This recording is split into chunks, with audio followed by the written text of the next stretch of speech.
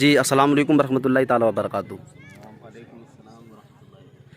جی مفتی صاحب ماشاء اللہ آپ نے کھیم پور کی عیدگاہ میں نماز عید کو ادا کیا ہے، تو میں آپ سے پوچھنا چاہتا ہوں آپ کھیم پور کو اور خاص کر کے ہندوستان واسیوں کو آپ کیا پیغام دینا چاہتے ہیں؟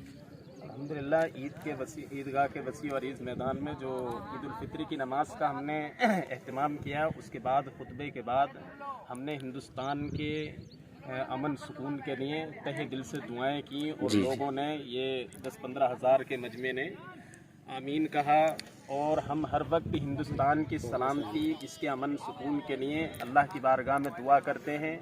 پروردگار عالم ہمارے ملک وطن عزیز ہندوستان کی سرزمین پر اسی طریقے سے امن و سکون قائم فرمائے، اور جس جگہ پر بھی ظلم و تشدد کے ہمارے بھائی شکار ہو رہے ہیں ان کی غیب سے مدد فرمائے۔ بے شک۔ کیا یہاں پر لوگوں کے لیے خاص کر کے ہندوستان والوں کے لیے دعائیں کی جاتی ہیں؟ جی ہاں، یہاں پر ہر جو دیش کے امن و سکون کے لیے رات و دن محنت و مشقت کر رہے ہیں، چاہے وہ بارڈر پر ہمارے نوجوان ہوں، چاہے کسی محکمے میں کسی بھی محکمے کا انسان ہو جو دیش کی خدمت میں لگا ہوا رات و دن اپنی جان ہتھیلی پر لیے ہوئے ہے، ہم ان سب اپنے ہندوستان واسیوں کے لیے دعائیں کرتے ہیں۔ اللہ رب العزت ان کی عمر میں برکت عطا فرمائے اور اسی طریقے سے ہندوستان کی امن و سکون کو قائم رکھے۔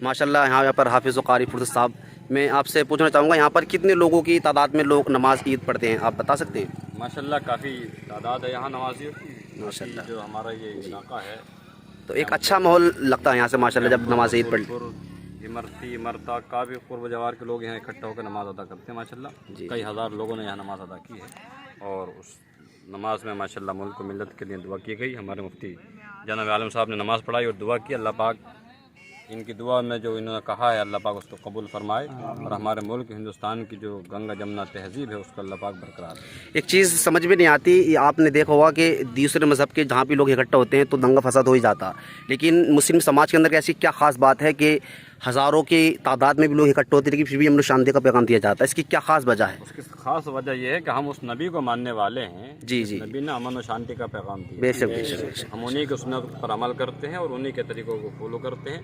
ہمارا کام دنیا میں دہشت پھیلانا نہیں ہے بلکہ دنیا میں امن و شانتی کا پیغام دینا ہے۔ بے شک سبحان اللہ۔ ماشاءاللہ ہمارے ساتھ میں مولانا وسیم جیلانی صاحب بھی ہیں۔ حضرت آپ کیا پیغام دینا چاہیں گے قوم کو؟ دیکھیے الحمدللہ ہم ماہ رمضان میں پورے مہینے عبادت کیا کرتے ہیں، نماز روزے ہم نے ادا کیے، اس کے بعد میں یہ ایک خاص دن ہوتا ہے، اور اس خاص دن میں ہم اپنے لیے اپنے وطن عزیز کے لیے دعائیں کیا کرتے ہیں، خاص کر کے جو ہمارے ہندوستان کی گنگا جمنا تہذیب کو جو ہے شرمسار کیا گیا ہے اور اس کو بگاڑنے کی کوشش کی جا رہی ہے۔ ہر چیز میں خاص کر کے جب عبادت کرتے ہیں تو ہم یہی دعا کرتے ہیں مولا ہمارے ہندوستان میں امن و امان چین و سکون عطا فرما، اور جو ہمارے ہندوستان کی گنگا جمنا تہذیب بگڑ چکی ہے اس کو اسی طریقے سے جس طرح سے پہلے سے یہ ماحول چلا آ رہا تھا اللہ رب العزت اسی پر قائم دائم فرمائے۔ تو ہم نے یہ پیغام دیا ماشاءاللہ، اور مفتی صاحب نے ماشاءاللہ نماز عید کو ادا کرایا، اور یہاں سے نماز کے بعد میں پوری امت مسلموں کو یہ پیغام دیا جاتا ہے کہ تمام حضرات ہندوستان کے اندر چین و سکون کے لیے سانسیں گزارے اور اپنے آپ کا اور اپنے بچوں کا خیال رکھیں۔ حضرت یہ دیکھا جاتا ہے کہ بہت بڑے پروگرام ہوتے ہیں، لوگ انہیں شانت کرنے کے لیے بہت نعرے بھی دیا کرتے ہیں سب کچھ، لیکن ایسی کیا خاص بات ہے جب نماز کے لیے کھڑے ہوتے ہیں تو ایسا کون سا نعرہ ہے جو پوری عوام ایک ہی نعرے کے ساتھ میں بالکل خاموش ہو جاتی ہے؟ دیکھیے الحمدللہ یہ مذہب اسلام ہی کا خاصہ ہے کہ مذہب اسلام وہ درس دیتا ہے کہ صرف اسلام ہی ایک ایسا دھرم ہے جو انسانیت کا پیغام دیتا ہے۔ لوگ کہتے ہیں انسانی سب سے بڑا دھرم ہے، نہیں، سب سے بڑا دھرم مذہب اسلام ہے، اس لیے کہ اسلام ہی انسانیت کا دھرم دیتا ہے، انسانیت ہی سکھاتا ہے۔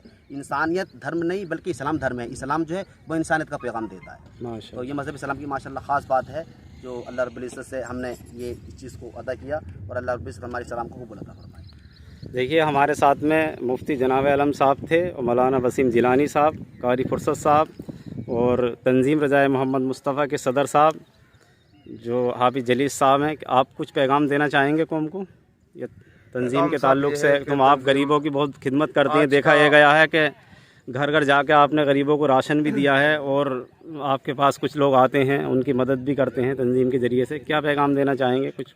دیکھیے یہ اللہ رب العزت نے ہمارے لیے جو ایک مہینے کے روزے فرض کیے ہیں، اس میں ہم سب مسلمانوں نے مل کر نمازیں اور رمضان کے روزے رکھے، اور اس روزوں سے آج کا وہ دن ہے کہ جتنا بھی صدقات خیرات کیا جائے وہ کم ہے، اور ایک دوسرے کو دلی مبارکباد دینا، محبت کا پیغام دینا، ایک دوسرے کو जोड़ के लेके चलना, यही हमारे लिए दीन इस्लाम है।